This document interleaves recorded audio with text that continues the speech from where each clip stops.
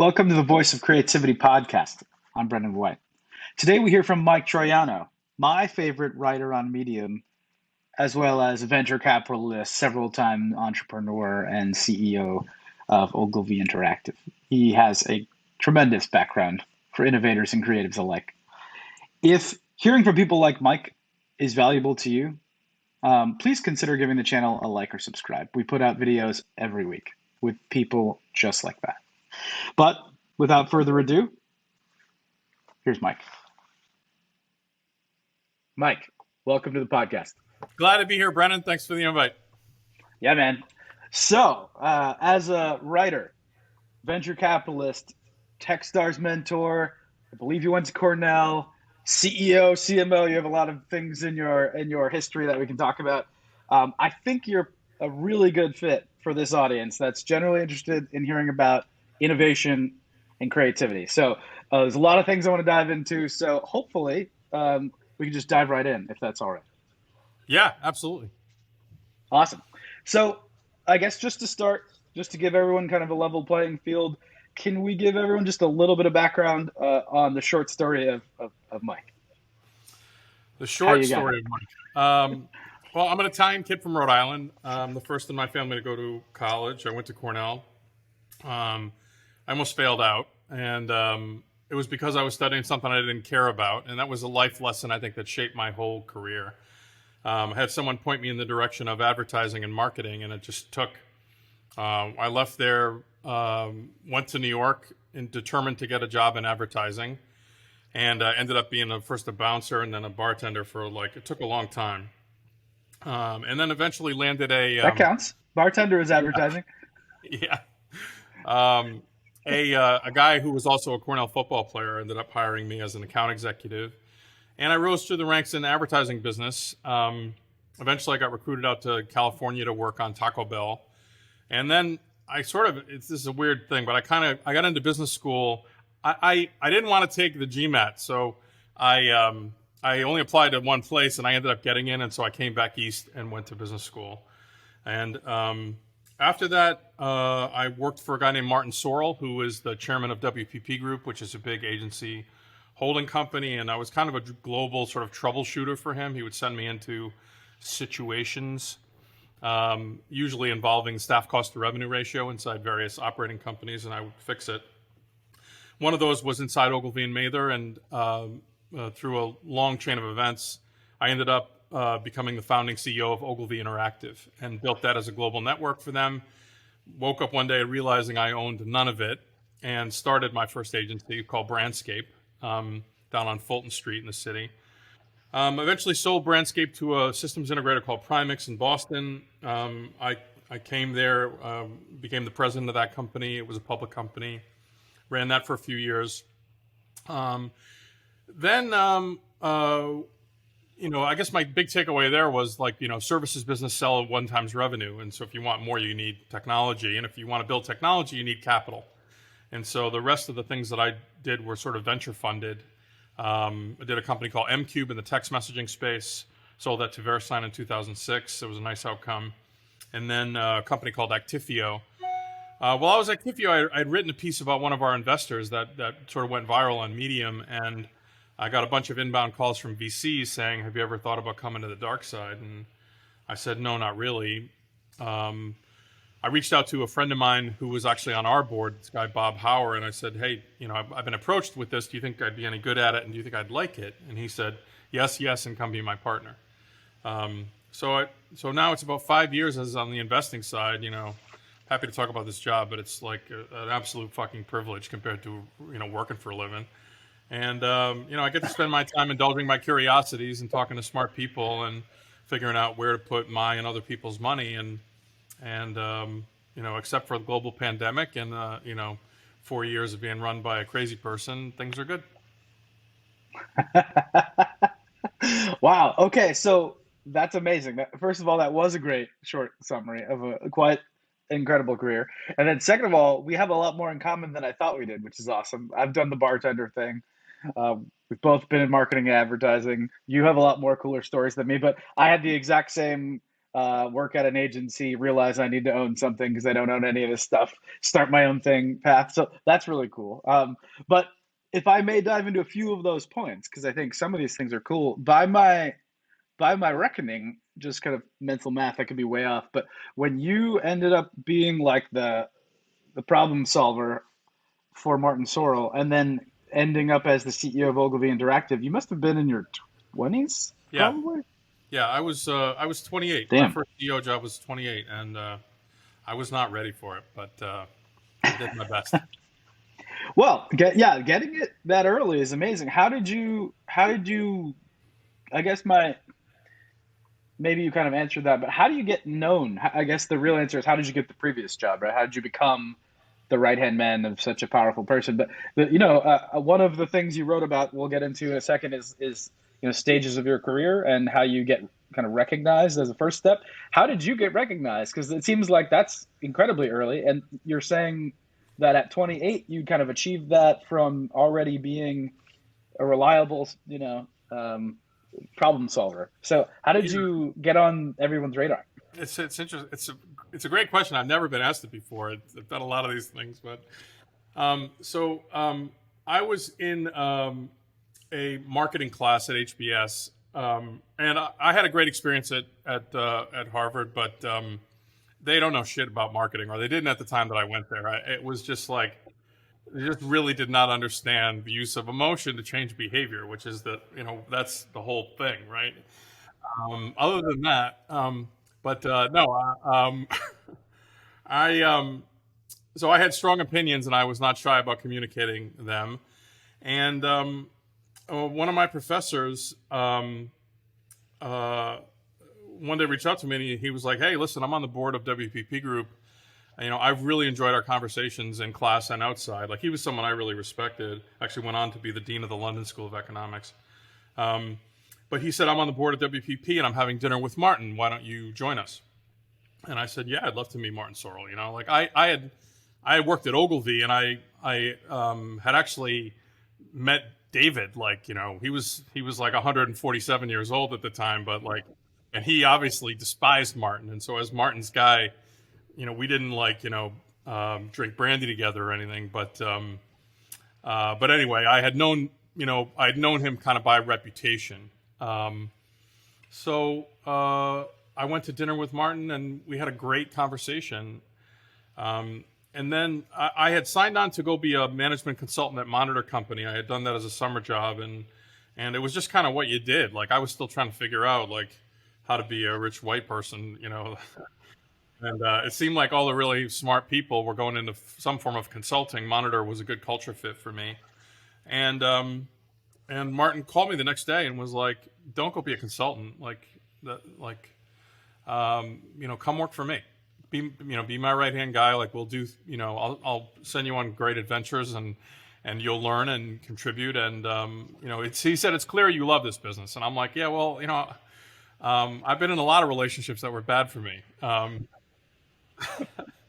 And he sort of was like, "This is a great business." Like, and I remember this actually. I went to see him to kind of talk this through in New York, and he held up the Wall Street Journal, and it was like covered in red ink circles, whatever, and like on the front page, and he said, "There are 8 stories on this front page, and 6 of them I'm personally involved in." Like behind the scenes, like working, they were WPP clients, and he was involved in some aspect of it. And like, where else do you get to do that? And I was like, "Oh, fuck." You got me. Yeah. So anyway, yeah, Monitor had actually paid for my second year of business school. I ended up writing them a huge check and then going to New York to work for Martin. And that's really how it happened. And then he tried to figure out what to do with me after that. He was a kind of collector of people, who partially explains his success, but a fascinating guy. And anyway, that's the story. That's tremendous. Yeah, and collector of people, I think, is actually a tremendous strategy for most things. So I don't know much about him or his strategy, but I already sign off on most of it. Half the battle. I mean, yeah, you get the right people, you then find out what the seats they should be in. It sounds like that's what it sounded like he was doing with you, right? No doubt. He found No you doubt. and then tried to find a role for you. Yeah, yeah, and he was great. In retrospect, like, I don't feel like I fucked over a lot of people in my career, and I don't think I fucked over Martin, to be clear, but I left too early, and I wasn't sufficiently appreciative of the opportunity that he gave me and the faith that he had in me. So, truth be told, like that's one of a very short list of professional regrets that I didn't stick around a little bit longer. But at the time, this was like Netscape IPO days, and I had built a business that was worth something, and again, to own none of it, like it was hard. Yeah. Oh yeah. No, and as I mentioned before, I that resonates with me too. I was 24 when I decided I was done working for other people. So I same feeling. If I may, this is maybe not a huge aside, but I'm just curious. What you said when you went into college, you had gone in for something you didn't love and you almost flunked out. What is that thing, if you don't mind sharing? Um, it was computer science, and my dad was a sales guy, um, and the rich people he knew, the college people, were like computer people, and he had been selling computers, and so like when I got into these colleges, which cost like an incredible amount of money, like they're like as cheap as they are relative to what we're paying now, like to a working class family, like it was a lot of money to go to that place. And he was like, look, you gotta you know come out of this with a job that you can and he's like, you should study computer science. And so I did that, um, and I just sucked at it. I mean, I played football freshman year. I had a girlfriend that I got like completely obsessed with, and like did all the stupid shit that everybody did, and that's part of it too. But I ended up getting called into the dean's office, and he was like, "What's going on here, Mike?" I'm like, it was like Mr. Blutarski, 0 point, one of those guys. um, and and he's like, Mike, I know you're a smart guy, and like you're failing these classes. Like you failed 2 classes in your major. What is going on? He's like, do you even like computer science? And I was like, no. He's like, well, then why are you a computer science major? I said, well, it just seemed like that would be something lucrative on the back end of this, to be able to pay for this party. I'm trying to monetize. I got to monetize, right? I was monetizing in advance of product completion. Classic. It's an old story, really. But yeah, so I talked about my dad and whatever, and he said, "I'd like you to invite your father to have a chat with you and I next Thursday at 2:00." And I was on the verge of getting thrown out of that place, and so I called him, and my dad was like, "What?" I mean, Ithaca's a long way from Rhode Island, so he drove to Ithaca, and we went in to meet with the dean, and the dean said, Mr. Troiano, I think Michael's a bright guy, but he's, failing here because he's not interested in the material. And if he wants to be a computer science major, he's welcome to go do that at some other institution. If he wants to stay here, he's got to decide what he wants to do, and I'll give him an opportunity to try and do it. And so, we were leaving there, and we were walking out, and it's funny, I'm going up to Cornell this weekend to show my son, one of my kids is at least considering it. And I remember walking across the art squad with my dad, and my dad saying to me, Michael, like, I don't know this world. Like, I clearly gave you bad advice. You're going to have to figure it out, but you will. I know you, and you will figure it out. So figure out what you want to do, and then I'm supportive, like whatever that is, which is an incredibly hard thing to say to your son, and a great kindness he did me. This is a guy who gave me a lifetime of great advice, but was wrong about this particular thing. Anyway, I was trying to figure out what do I want to do, and it's funny. Like I was reflecting that I was not the most creative person that I knew. I was not gifted. I didn't have a unique talent, but I had some talent and some ability to communicate. And I was nor was I a great engineer, nor was I a great strategic thinker or a structured thinker, problem solver, but I was good at that too. And so it occurred to me, like, no one as creative is as good at the analytical stuff, and no one as analytical is as good at the creative stuff. So there's no individual thing that makes me truly special, but in the combination of those two things, I felt like, well, maybe that's something interesting. And So thinking about what's at the intersection of the strategic and the creative, and I was like, maybe advertising, and I didn't know shit about advertising. I mean, what I knew about advertising, I learned from Bewitched. I really, but it just seemed like, that had to be it, and so I started it, and I crushed it. I mean, I made the dean's list. I had a natural talent for it, but that point of introspection, staring down the barrel of failure, it was a life-changing moment for me. That's awesome. And maybe there's a teachable moment there. Maybe suggest your son to go into maybe a major that you don't want him to end up in. Yeah. Maybe a little reverse psychology will work. Yeah, my oldest son's an actor, so there you go. Actor/waiter. Yeah, so you mean bartender? Great. Yeah. But I will say I think that I did struggle with that, right? And he's a very talented kid. He is much better at that than I was at anything at that age, and I think that so it was worth a shot. But I will also say that the world is different now. I read something the other day that collegiate radiology programs are debating whether to continue, and the reason is it takes 8 years to make a radiologist with all the school you have to go to. And 8 years from now, like AI will be better at radiological diagnostics than humans. And so they're kind of saying, well, what do we do? And I think that is more and more true of all these specific skill sets. And so what are humans going to do at the time my kids are in the meat of their career? They're going to communicate. They're going to do creative things, ideate. And again, this is in the case of our oldest, he's a brilliant actor, but he's a great communicator and a great. And this has been an opportunity for him to really develop those skills. So we'll see what happens. But I am not in any way, conflicted about that. I am a sort of do what you love kind of person, as big a cliche as that is. That's awesome. I love that. Those are already some good stories. I love it. So moving on to, you mentioned a few roles where you were CEO, CMO. I think Actifio was your last one prior to switching to the dark side, as you said. Yeah, my last real job. Do you ever, someone might call that an operator. I'm not sure I love that phrase ever, but do you ever feel like you want to go back? Because it sounded like the way you just described the VC was like you found a hack, and why would you give up the hack? It's like you found a life hack. Let's continue. But do you ever miss it? No. And I think there's three things going on there. For me, after the .com bubble blew up, and it was a really hard time in my life. I gone through a divorce. It was like, really hard.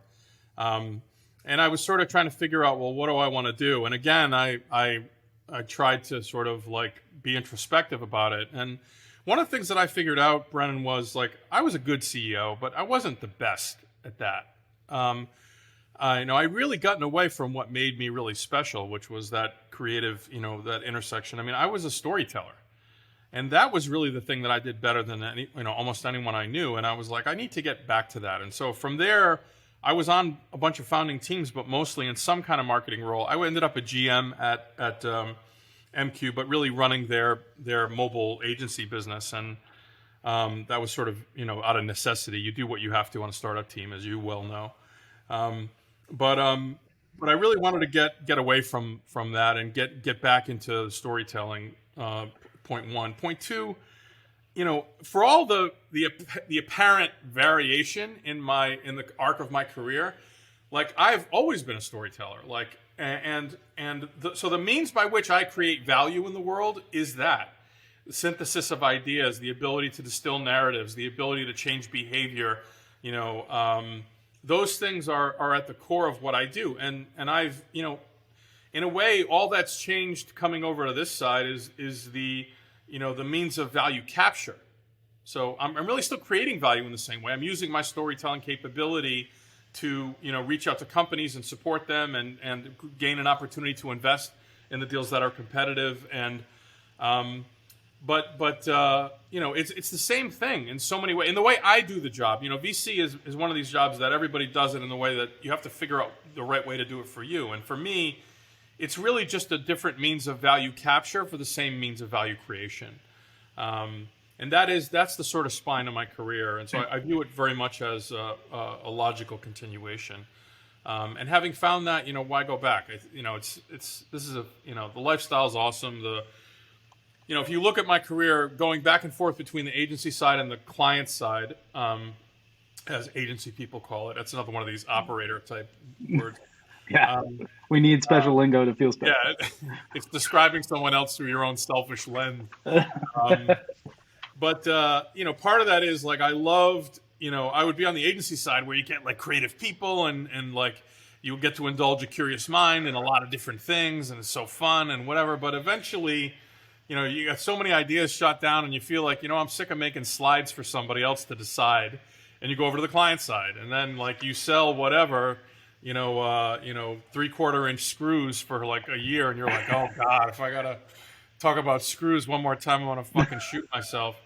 And then you go back to the agency side. Hey, so in a way, like VC for me is a nice amalgam of those things. It's not as, the people aren't as like interesting and crazy as they are on the agency side, but it has that same kind of, heterogeneous, eclectic quality that I enjoy. So. Awesome. Okay. Yeah, that makes total sense. And yeah, per your point, I'd tied in storytelling and creativity to the first part of the career. But yeah, per your point, it's like you have X number of companies you work with in your portfolio that you are working with. You've got several that you're probably pitching, and it is your job to help them with their storytelling and kind of storytell yourself and G20 into the story as win the deal, that kind of thing. So it's it sounds like you're getting some of the best of both worlds, as you said. I love that. I hadn't thought about it that way. Italians have an expression, friends knock with their feet. And what that's about is like, if you're like, a Mormon or whatever, you show up at the door and you knock, right? If you're a friend, you show up, you're carrying a lasagna, a bottle of wine, whatever, you got to knock with your feet, So that idea of like introducing yourself with something of value and, and that's the way I've approached VC in approaching entrepreneurs. Like we're a Series A fund. And again, there are certain aspects of our fund strategy that really aligned well with my aptitudes and frankly, my limitations.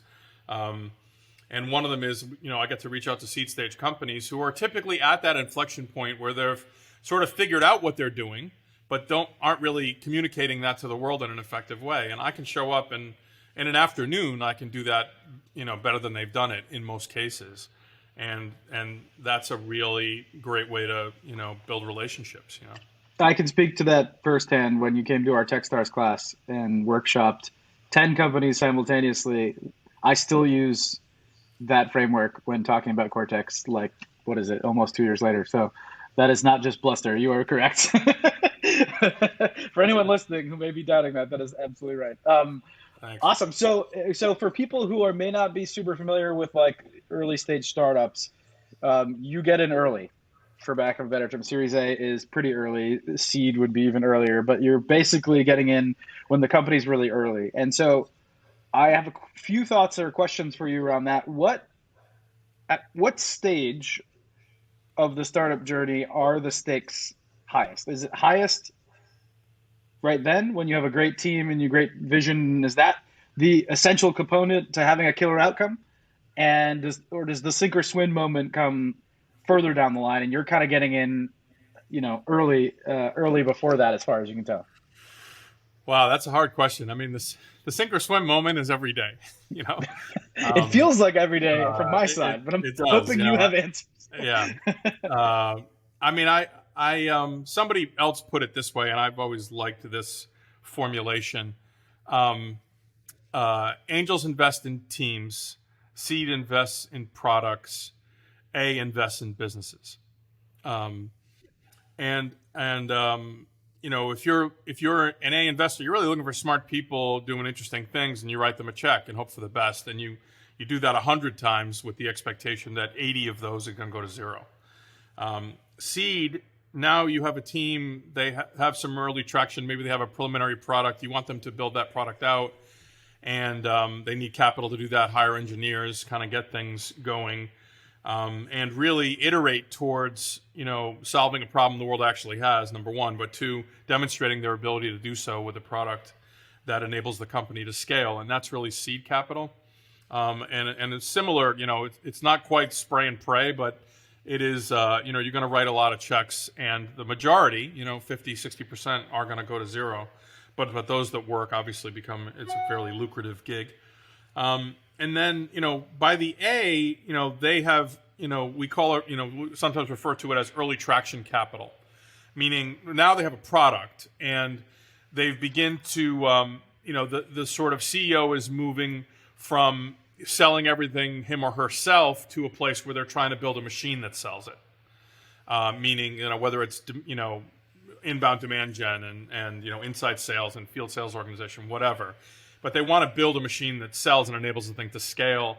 Having proven to themselves they have a product that the world wants and that they can build on that foundation. So every step is kind of like building on what's come before. And as you climb the risk curve, the numbers get higher and higher, and there's more and more money going in, and the company becomes more valuable. And that's sort of the process. And I don't think any one of those steps is any, they're all different, but I don't think any is harder, easier, or more consequential than the others. Okay, I buy that.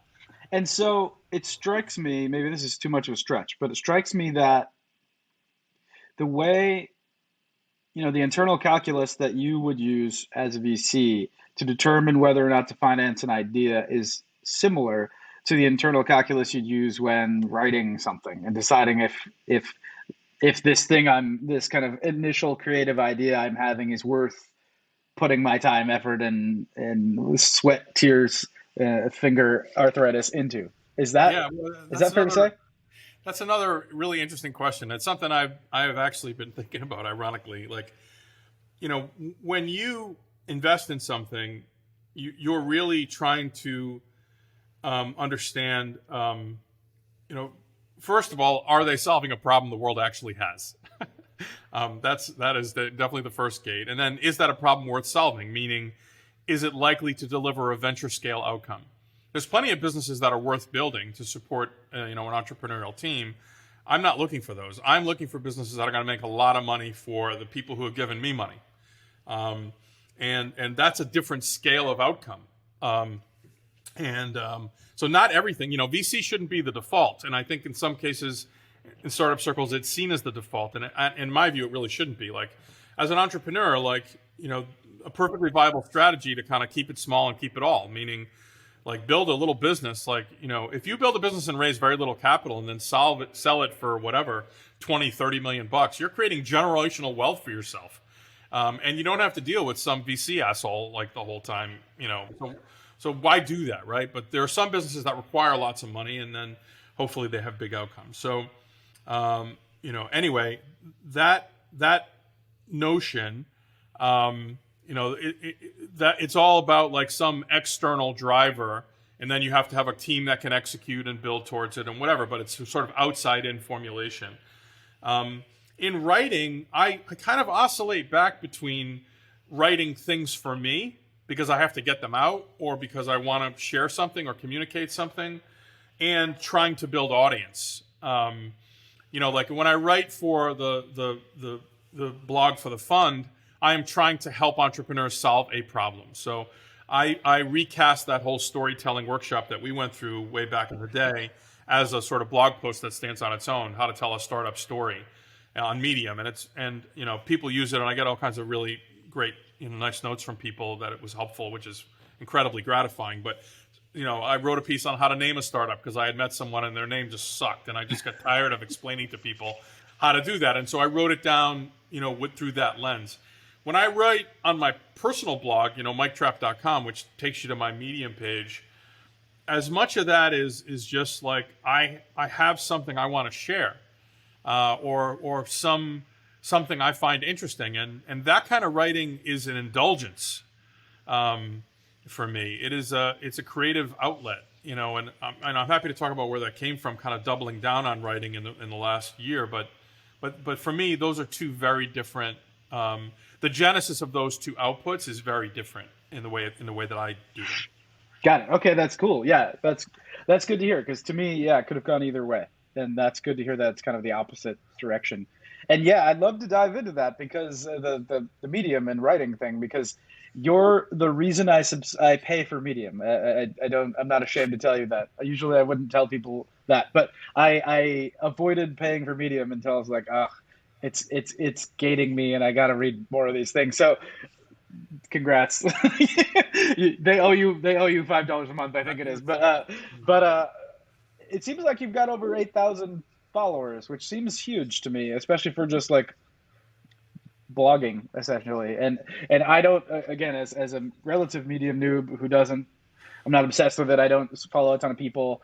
Maybe that's not huge, but that feels huge to me. And it seems to me that you're taking on a lot of topics, some of which are kind of like lighthearted and funny, like what was it? Bag salad is evil. I think I read recently, Yeah, which is a really and yeah, it's like a point that actually resonates with me personally.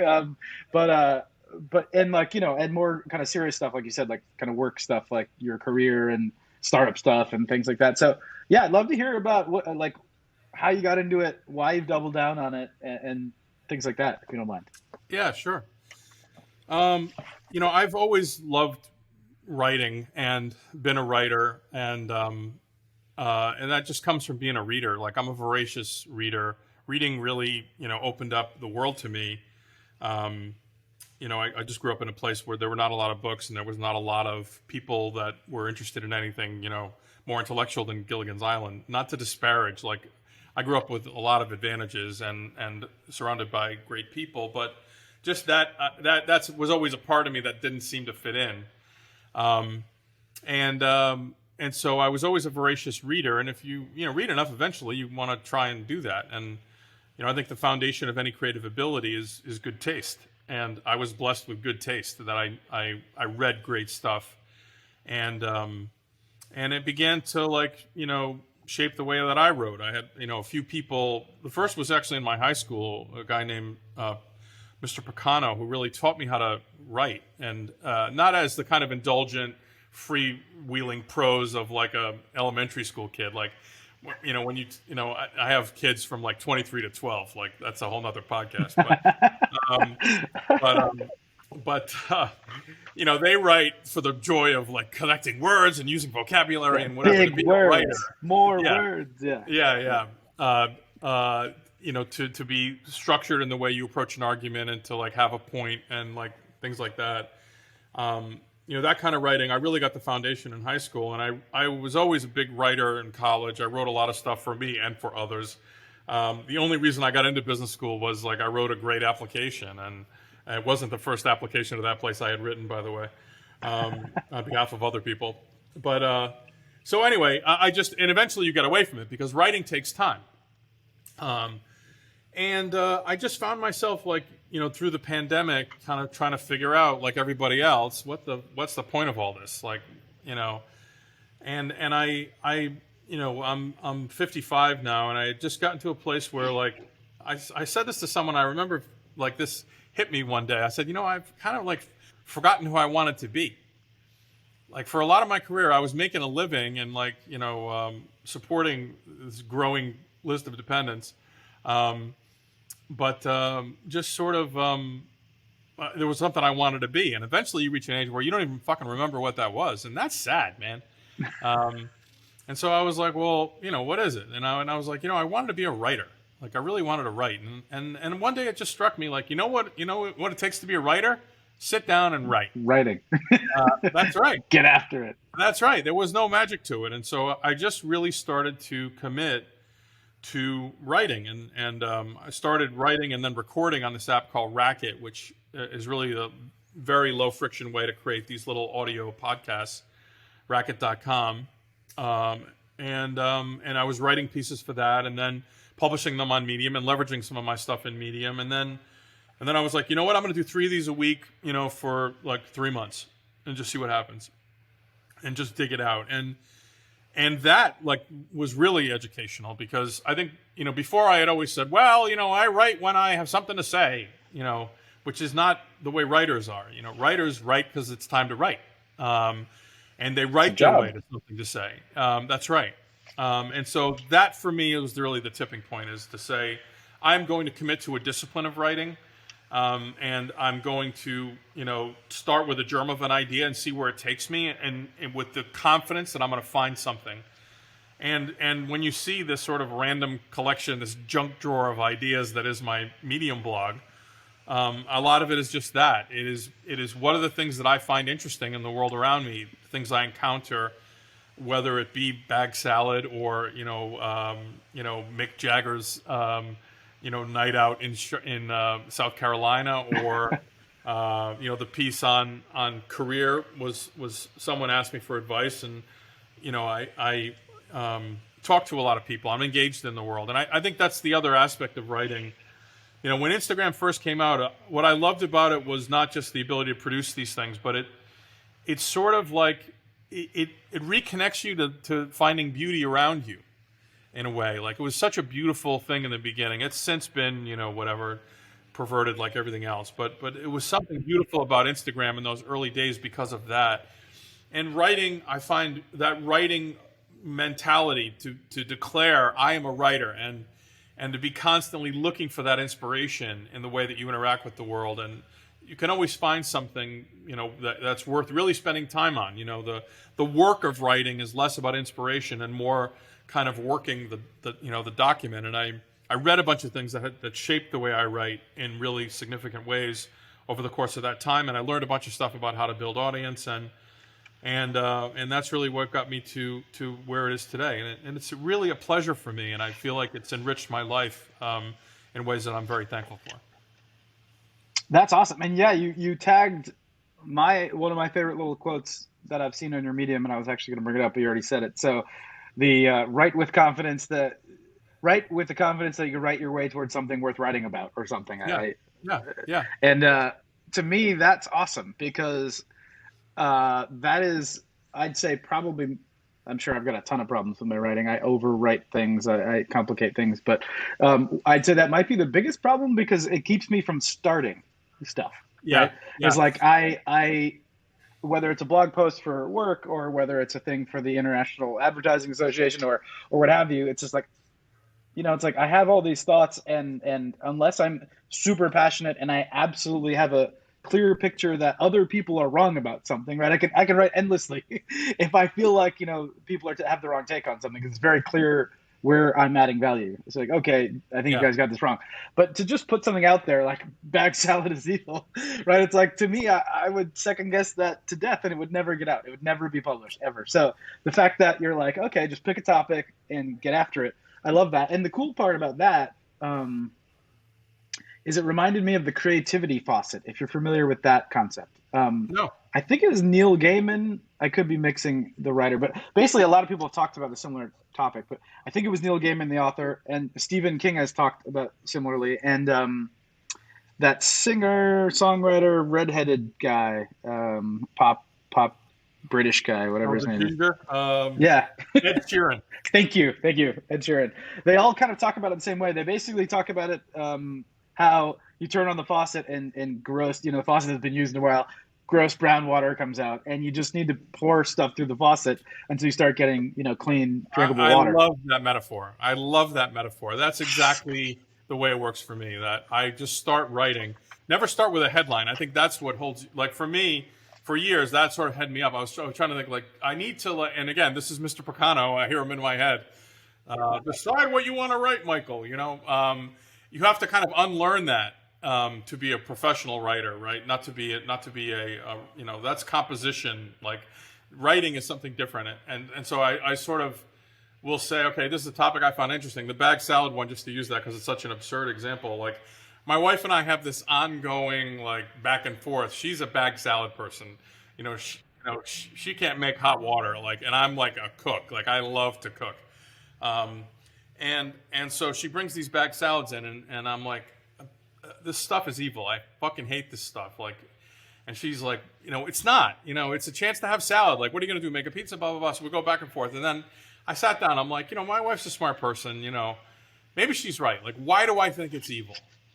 And then I'm like, start writing. Like, there you go. Boom. why? If I was trying to convince my wife it's evil, what would I say? And I start. And then you get a paragraph. And then you're like, oh, and then you put a bunch of points underneath that. Like, oh, I got to talk about this. I got to talk about the health thing. I got to talk about that. And then I might have to do some research and come back. But you kind of work the clay of it until you come up with something. And then you're very often like changing stuff around.